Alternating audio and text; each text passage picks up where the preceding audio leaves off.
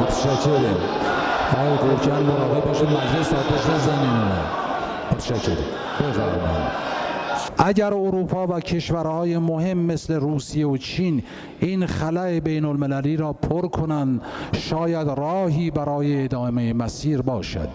در غیر این صورت جمهوری اسلامی با اقدامات هسته‌ای خود ایشان را سر عقل می آورد. و این را بدانند که در